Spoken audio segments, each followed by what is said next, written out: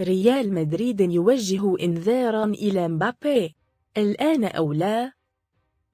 أشارت تقارير صحفية إلى أن ريال مدريد سيغلق الباب أمام الفرنسي كيليان مبابي للأبد في حال عدم توقيعه مع النادي الملكي بنهاية الموسم الحالي، في الوقت الذي يواصل فيه أمير قطر الضغوط من أجل إعادة ترتيب الأوراق داخل باريس سان جيرمان. ويعرف ريال مدريد بالفعل أن مبابي سيعلن القرار النهائي بشأن مستقبله خلال عطلة نهاية الأسبوع، لكن في النادي الملكي يعترفون ببعض التوتر والحيرة في مواجهة الكثير من عدم اليقين، حتى أن بعض المصادر تتحدث بالفعل عن التشاؤم بخصوص خياراتهم للتعاقد مع مهاجم باريس سان جيرمان. وقالت شبكة إسبن إن بطل الليغان سيغلق الباب أمام مبابي البالغ عمره 23 عاماً في حال عدم انتقاله للنادي بنهاية الموسم، وذلك عكس ما حدث عندما رفض عرضاً من النادي في 2017 بعد رحيله عن موناكو لينضم إلى سان جيرمان بدلاً من ريال مدريد. إضافة علان من جانبه يحدث شيء مشابه في باريس سان جيرمان، لأن مصادر من النادي الفرنسي كانت تفكر منذ أيام في أن مبابي سيوقع لريال مدريد، لكن الحقيقة هي أنه مع بقاء بضع ساعات فقط لمعرفة قراره النهائي، فإن الدولي الفرنسي لم يكشف بعد عن أي شيء رسمي.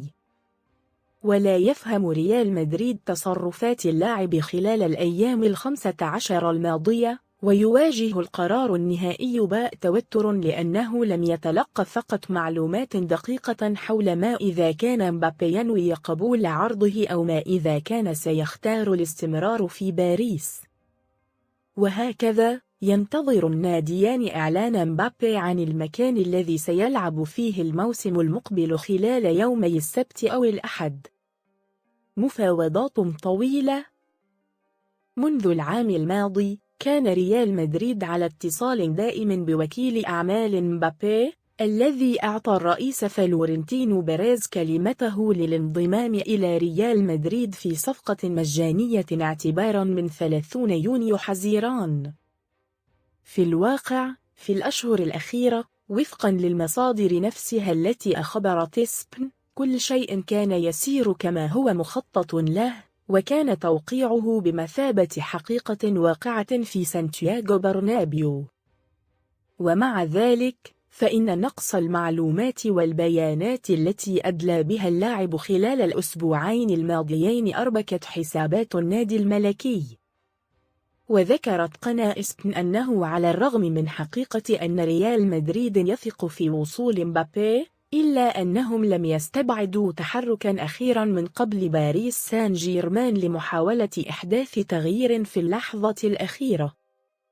في غضون ذلك، أكدت مصادر أخرى في النادي أن مبابي هو الوحيد الذي يملك القرار النهائي، وهم واثقون من أن كلمته لها وزن أكبر من الضغط على جميع المستويات الذي تعرض له اللاعب والوفد المرافق له في الأسابيع الأخيرة.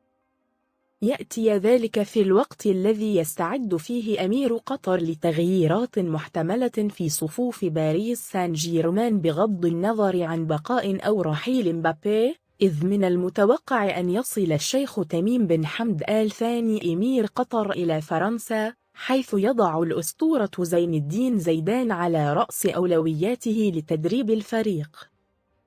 ومن المتوقع وفقاً لفابريس هيوكينز الصحفي في محطة فرنسا بلو الإذاعية، أن يجري الشيخ تميم اجتماعات اعتباراً من يوم الاثنين المقبل تستهدف تغيير الهيكل التنظيمي للنادي. وفي النهاية لا تنسى الاشتراك في القناة وتفعيل الجرس ليصلك كل جديد من الأخبار الرياضية.